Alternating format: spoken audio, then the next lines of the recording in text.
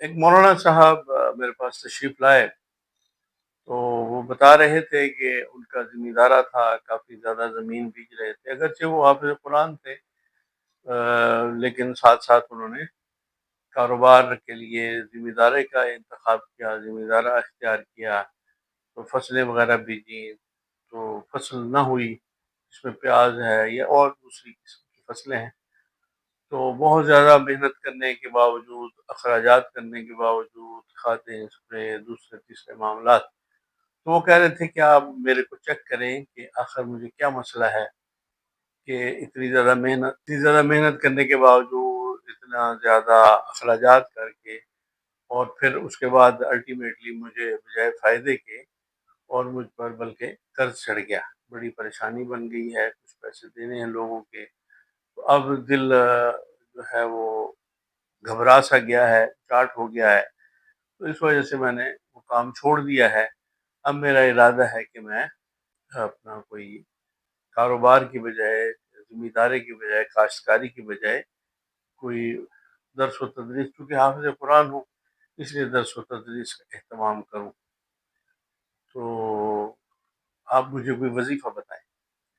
تو میں نے ان کو جو وظیفہ بتایا، جو ہمارے بزرگ حضرت صاحب رحمۃ اللہ تعالیٰ علیہ اکثر بیان فرمایا کرتے تھے، بلکہ ہمارے جو سلسلے کے معمولات ہیں اور ان میں یہ وظیفہ جو ہے وہ جو نیا سال ہے جس میں سے داخل ہوتا ہے، اس کو بتایا جاتا ہے کہ تیسرا کلمہ جو ہے عشاء کی نماز کے بعد 100 مرتبہ پڑھیں، اول آخر درود شریف عشاء کی نماز پڑھنے کے ساتھ ہی متصل اگر پڑھ لیں یا کچھ وقفے سے بھی پڑھ لیں، تو دونوں ہی صورتوں میں سونے سے پہلے پڑھ لیں، سوتے وقت پڑھ لیں، اور اس میں اول آخر درود شریف 11 دفعہ پڑھیں، اور 100 مرتبہ تیسرا کلمہ شریف پڑھیں، سبحان اللہ والحمد للہ ولا الہ الا اللہ واللہ اکبر ولا حول ولا قوت الا باللہ العلی العظیم۔ یہ بہت برکت والا وظیفہ ہے، اس میں اللہ کریم کی حمد و ثنا ہے، اور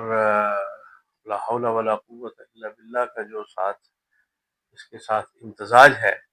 اس سے بھی دل کو بہت زیادہ سکون ملتا ہے، دل کی جو گھبراہٹ ہے، بے چینی ہے، اس میں بڑا سکون ملتا ہے، جو شیطانی اثرات ہیں ان سے حفاظت ہوتی ہے، اور کام کاج میں بھی برکتیں حاصل ہوتی ہیں، روزگار میں برکت ملتی ہے، تو اس کا جتنا اہتمام انسان کرے، زیادہ پابندی کے ساتھ، زیادہ زور و شور کے ساتھ، مستقل مزاجی کے ساتھ اگر اس عمل کو پڑھا جائے، تو روزگار کے لیے اس کے بہترین اور جو سیر نتائج حاصل ہوتے ہیں، تو